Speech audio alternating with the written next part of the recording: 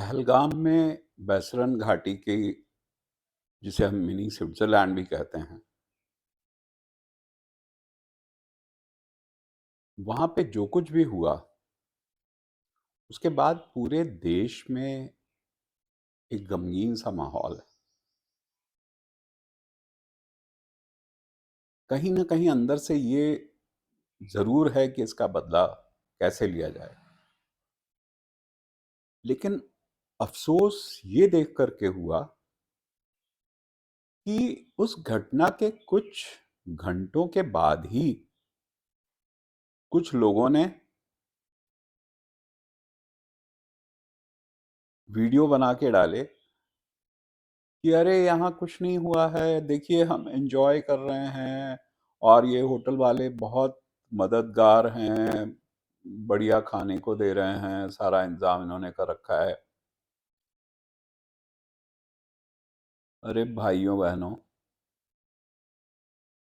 क्योंकि एक भाई साहब भी ऐसे ही कह रहे थे, बाकी तो सब हमारे देश की बहुत प्रतिभाशाली एम्पावर्ड वुमेन्स थी। एक ग्रुप था वुमेन्स का जो इस तरह की बातें कर रहा था। उनसे एक बार सिर्फ ये पूछना चाहिए, मेरा यही मन करता है कि उनसे एक बार ये पूछें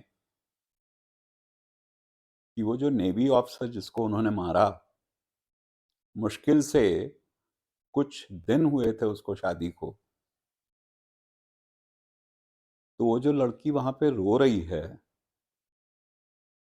अगर वो आपकी बेटी होती तो क्या करती? तभी भी आप ऐसे ही एंजॉय कर रही होती। अगर आपका भाई, आपका पति, आपके पिता के साथ ऐसा होता, तभी भी आप क्या एंजॉय कर रहे होते? हम कैसे इंसान हो गए हैं? कभी-कभी अफ़सोस होता है, ये सोचने पे मैं मजबूर हो जाता हूँ कि क्या हम वास्तव में इंसान हैं?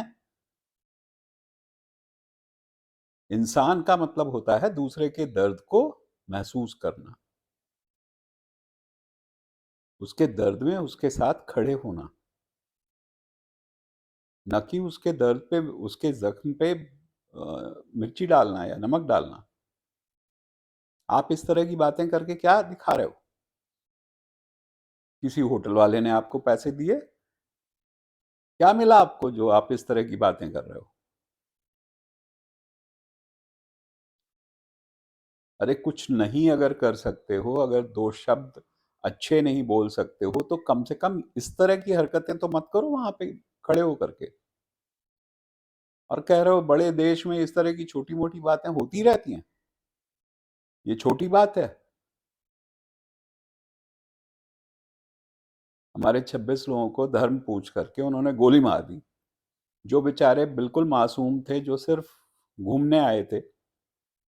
कोई हनीमून मनाने आया है, कोई अपने बच्चों के को साथ में लेके छुट्टियाँ मनाने आया है, कोई माता-पिता को लेकर के उनको घुमाने आया है। क्या दोष था उनका?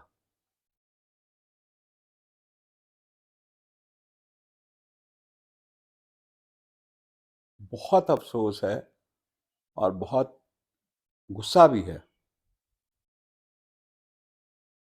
क्या हम वास्तव में एक अच्छे भारतीय कहलाने के लायक हैं? क्या हम एक अच्छे इंसान कहलाने के लायक हैं? या सिर्फ़ मौज-मस्ती करने का ही हमारा इरादा रहता है? और मौज-मस्ती करिए, आपको मुबारक हो, लेकिन कृपा करके इस तरह की ओछी हरकतें, अपनी नीचता मत दिखाइए। बहुत चुभ रही थी बात कई दिन से, जब से देखे थे मैंने वो वीडियोज़, आज मन छलक गया। और बहुत सारे लोग ये सवाल कर रहे हैं कि हमारी फ़ोर्सेस कहाँ थी, हमारे वो कहाँ थे, हमारे वो कहाँ थे? अगर सब जगह आपको लगता है सब जगह फ़ोर्स लगाई जा सकती है, ठीक है, वो तो सरकार भी मानने को तैयार है कि हाँ, कहीं न कहीं इंटेलिजेंस फेलियर था। और इंटेलिजेंस फेलियर क्यों था? क्योंकि जब हमारे घर के लोग ही, एक वो कहावत है ना, घर का भेदी लंका ढाए, तो जब हमारे ही अंदर के लोग उनकी मदद कर रहे हैं, हमारे ही साथ के लोग उनको गाइड कर रहे हैं, उनको सारी सहायता दे रहे हैं, इंटेलिजेंस को कहाँ से पता चलेगा? इंटेलिजेंस को कोई ऊपर से भगवान जी नहीं मैसेज भेज देते हैं, इंटेलिजेंस गैदर करनी पड़ती है। और इंटेलिजेंस गैदर करने में सबसे बड़ा रोल होता है ह्यूमन इंटेलिजेंस का। लेकिन क्या आपको लगता है कि ये जिन जहां पे आप बैठ करके बड़ी तारीफ कर रहे हैं, वो क्या वास्तव में आपको लगता है वो इंटेलिजेंस पास करते होंगे? उनको टूरिस्ट चाहिए, लेकिन कश्मीरी पंडित नहीं चाहिए वापस। है नहीं ये डबल स्टैंडर्ड? टूरिस्ट इसलिए चाहिए क्योंकि उनकी रोजी रोटी उसी से चल रही है। थोड़ा सोचिएगा और फिर डिसाइड करिएगा कि आपको क्या कहना है। ऐसे बगैर सोचे समझे, बगैर दिमाग लगाए, दिल को आहत करने वाली बातें मत कहा करिए। और हमारे यहाँ देश में, हमारे यहाँ बहुत बढ़िया आदत है, कुछ भी हो सीधे सरकार को ब्लेम कर दो, सरकार पे उंगली उठा दो।